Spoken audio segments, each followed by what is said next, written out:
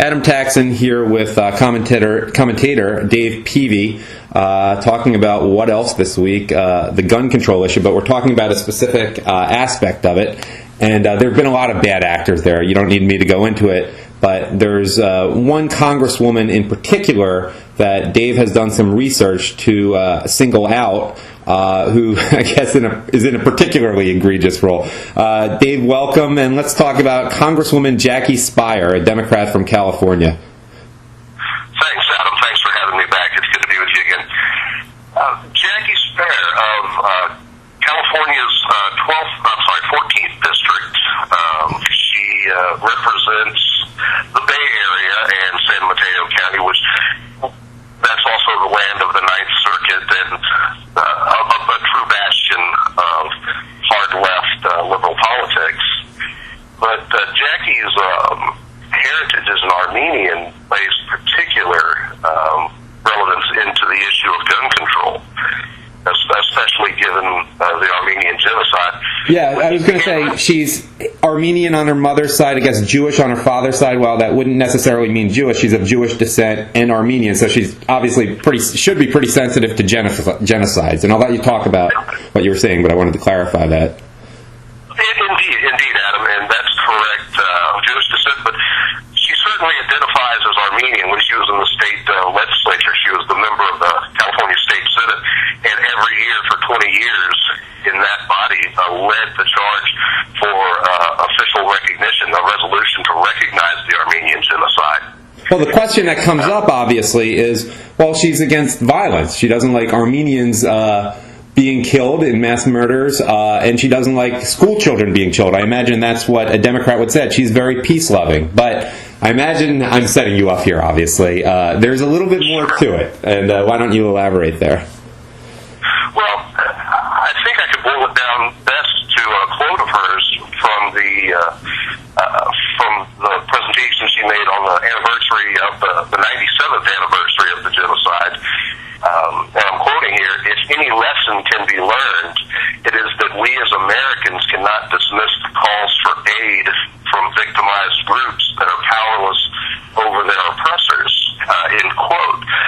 Now that to me begs the question of how did those groups, and the Armenians in particular, become powerless over their oppressors? Yeah, and Dave, let me just ask you to explain. The Armenian genocide is denied by Turkey, and it's not taught in schools the way, say, the Holocaust is. A lot of people just don't know about it. I'm wondering if you could just give a little bit of a summary, including the disarmament of the Armenian Christian people by the Turkish Muslims right before the genocide. Could you just give a little history lesson here?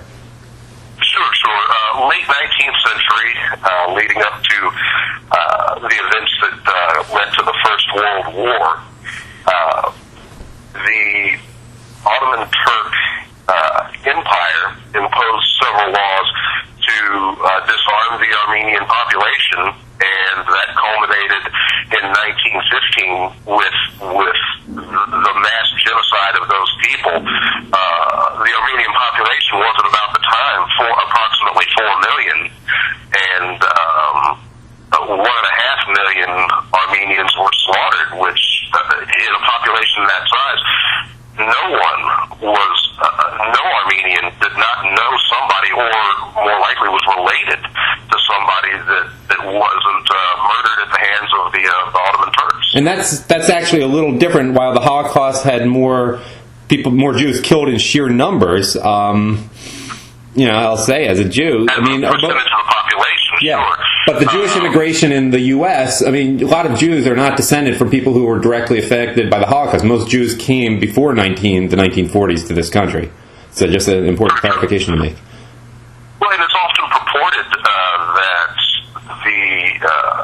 it didn't come up, I don't think, at the Wannsee conference, but the blueprint for the final solution by the Nazi government was the blueprint for that was the Armenian genocide. That's a purported quote of Adolf Hitler, that when one speaks of genocide, who brings up the Armenians? Exactly. So let's get a little bit more into Jackie Speier, what her track record is, because she's been one of the most outspoken people about the Armenian genocide from everything I've heard. Well, to me it goes back to that quote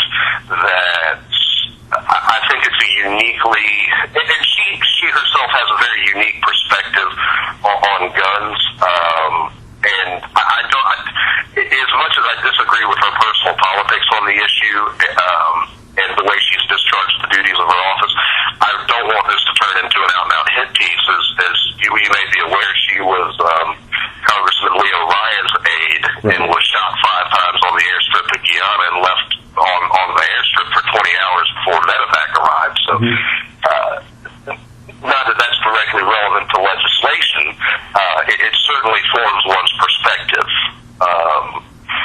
Right, but I would think also you would think that I would think that gun violence is in the hands something that you have to think about in terms of the real crazies. This is not random gun violence. This was Jim Jones. The guy she worked for was part of the Jim Jones massacre by complete wackos, which is not the average American owning guns. So, if you ask the tougher questions, I would think it's a little bit different. And also we should acknowledge she has been great on the issue of Armenian genocide. She has been great, which is why I guess we're calling her out now, as opposed to someone who's been bad on both issues, both the Armenian genocide and gun control, like someone like Senator Bob Casey of Pennsylvania. But the floor is yours. Sorry, I had to make those points. No, I agree with you 100% there.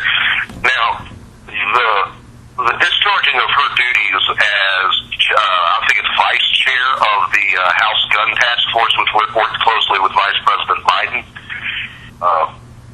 her recommendations to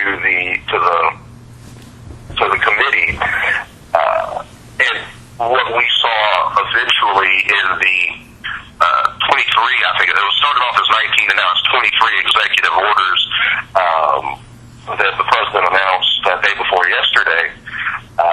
I can draw some significant parallels to Article 166 of the Ottoman Penal Code, which restricted certain groups, specifically the Armenians, though they're not named in that particular penal code. It's very creatively done. It starts off as a anti-arson penalties for arson, and then goes to hoarding gunpowder in the specific fines for gunpowder. Now, the parallel to late 19th, early 20th century to contemporary America to me is the same as limiting magazine size and types of weapons. As far as what the Turks were doing to the Armenians, you can draw a parallel there in the actual legislation then and the proposed legislation now. Yeah, it seems not to say that this is what's definitely happening in America, but this is what someone who's very sensitive to Armenian issues should be. They disarmed the population, then they killed the men, raped the women, and then killed the rest of the women and children. I mean, that's, in summary, what happened. Well, indeed. And the reason the slippery slope argument is because it's happened. It's happened all throughout history, that as soon as you begin to disarm a people, as soon as you start to eliminate certain categories of weapons from all people and all people from having certain weapons, or all people from having any weapons, the ability to defend themselves, that train's never late. Right. So, what other points should we draw from this? I'm not sure who exactly is going to listen, but if you're an Armenian American who's sort of in the middle, politically not so conservative, not so liberal, but you're very sensitive about the issue of the Armenian genocide, what's the takeaway here? I mean, when you hear Jackie Speier, I'm sure this April will be one of the most outspoken people about how Congress needs to recognize the Armenian genocide, and then, good for her for doing that. It's not actually going to happen anytime soon, especially with Obama administration and Muslims getting more influential. But what's the lesson to draw from this? What should people be doing? Should Armenian Americans be asking tougher follow-up questions to Jackie Speier? Hey, wait a minute. Tell people what to do. Well, first, can I quote Shakespeare? Yeah, quote whatever you want. From The Tempest, that which is past is prologue. That single point needs to be first and foremost in everybody's mind. And second, I think in terms of action, as some see it faltering, we still have a beautiful representative republic, and those that take an oath to preserve, protect, and defend the Constitution represent us in our nation's capital, and they need to know your name. Mm-hmm. If you're an Armenian that's concerned about this, your congressman, your elected representatives, be they in Washington, D.C. or in in your state house, they need to know your name, and they need to know this is important to you, and that the Second Amendment was there for a reason. That reason is not hunting. That reason is not sportsmanship.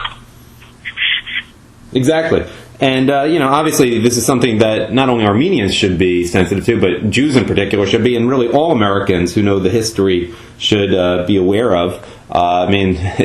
You can't have it both ways, Jackie Speier. That's really the way I look at it. You just can't have it both ways. And if people ask intelligent follow-up questions, she should be taken to task. It's just that simple. You can't have it both ways. Any final thoughts, Dave? Oh, I want to make one other point. I don't know if you're aware, Elie Wiesel, who is basically an activist for the left under the guise of the voice of the Holocaust, and he spoke for Bill Clinton during impeachment, things that have nothing to do with the Holocaust. He's been out there advocating gun control, which has rubbed a lot of people the wrong way, especially Jews, for the preservation of firearms ownership, which I'm involved in, because obviously he knows 6 million reasons that gun control is a bad idea. But I want to make that point for people listening. Any final thoughts, Dave Peavy? Final thoughts, just keep the faith and don't be afraid. All right, Dave Peavy, commentator, thank you for your time today.